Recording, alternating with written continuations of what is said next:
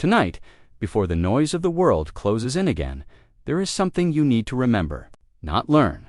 Remember, it is a teaching attributed to Jesus that was never meant for crowds, never meant for temples, and never meant to be shouted.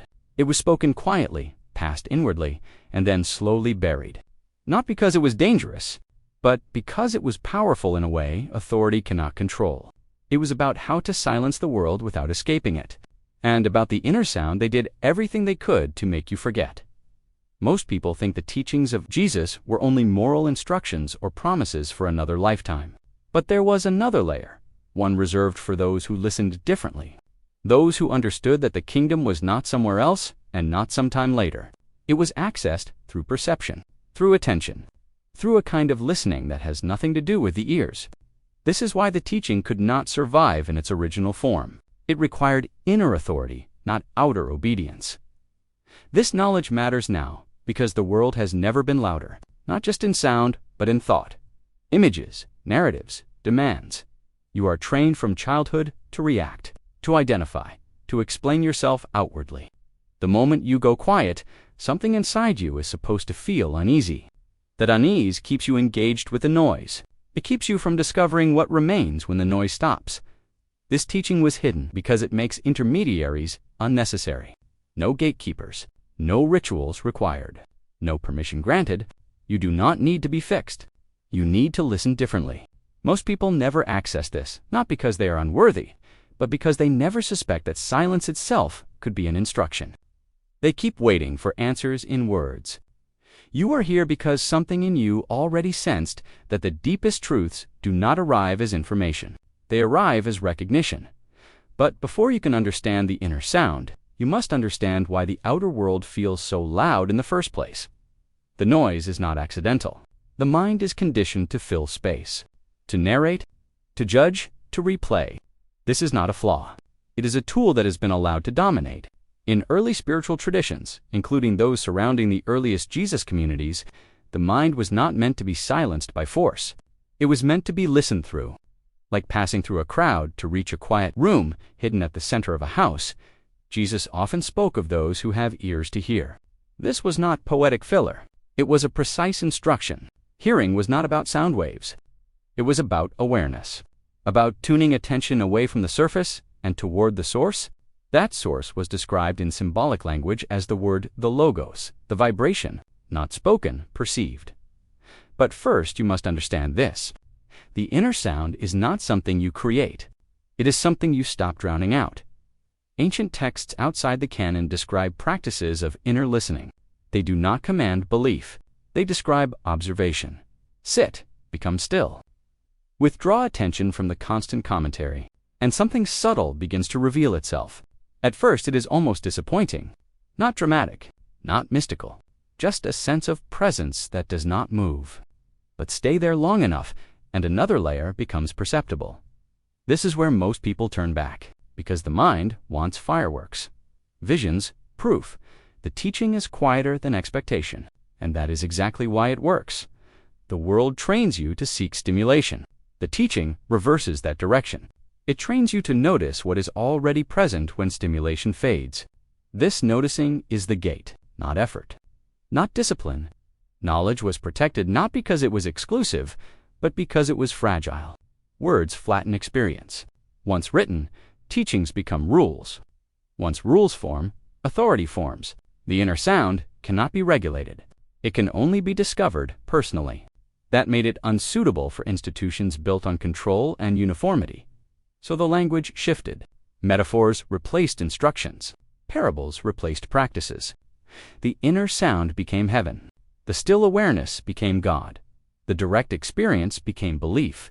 Over time, the map replaced the territory. Yet traces remained.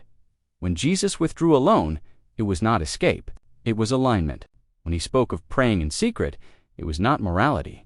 It was method. Enter the inner room. Close the door. Do not perform. Listen.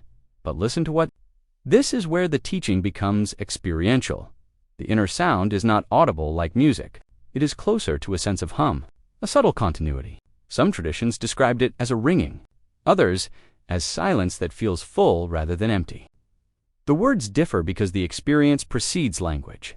What matters is not the description, but the recognition. To approach it, you do not strain. You do not visualize. You do not repeat. You simply allow attention to rest without gripping thoughts. At first, thoughts will continue. That is expected. You are not trying to stop them. You are letting them pass without following. This is the first gate. As attention stabilizes, something shifts. You begin to notice that beneath thoughts, there is a background presence that does not react. It was there during every moment of your life. It was there before identity formed. It does not comment. It does not judge. It does not hurry. This presence is what the teaching pointed toward. But first, you must understand why fear arises here. When the noise quiets, the sense of self loosens. Not disappears, loosens. The mind interprets this as loss of control. It responds with distraction, memories, urges, doubt. This is not failure. This is threshold behavior. Every ancient system described it. The guardians of the gate are internal, not external. Stay. As you stay, the inner sound becomes clearer, not louder, clearer. It feels like being tuned rather than stimulated. Some experience it as a gentle pressure, others as warmth, others as a sense of vastness with no edge. All are valid. None are the goal. The goal is recognition. Recognition that awareness itself is not produced by thought, that you are not the noise, that the world does not need to be silenced externally because it can no longer override what is stable within you. This is why the teaching was framed as salvation, not rescue from sin, but release from identification. The world continues, but it no longer defines you. But first you must understand the simplicity of the practice. There is nothing to add. Set aside time. Sit comfortably, eyes closed or open. Let sound be as it is. Let thought be as it is. Place attention gently behind experience, not on any object. If attention drifts, return without judgment. Not to breath, not to mantra. To awareness itself. This is listening. Not for something, but from something. Over time, the inner sound reveals itself naturally. You may notice a sense of being centered behind the face, or a quiet joy without cause, or a stillness that feels intimate and vast at the same time. Do not cling. Do not analyze. Let recognition deepen. Doubt will appear. Curiosity will appear. Boredom will appear. All are allowed. The teaching works because it does not fight the mind. It outlives it. As this becomes familiar, you may notice changes outside practice. The world feels less invasive. Reactions slow. You pause before responding, not because you are controlling yourself, but because something deeper is present first. This is the fruit, not supernatural abilities. Stability. Those who understood this were described as being in the world, but not of it, not superior, not separate, simply anchored. This is why awareness was the true power, not belief, not identity. Awareness does not argue. It does not convert. It reveals. The fear dissolves not because the world becomes safe, but because you are no longer defined by its noise. You still care. You still act, but from clarity rather than compulsion. This is what it means to silence the world without escaping it. And this is why the teaching survived in fragments rather than institutions. It cannot be owned. It can only be practiced.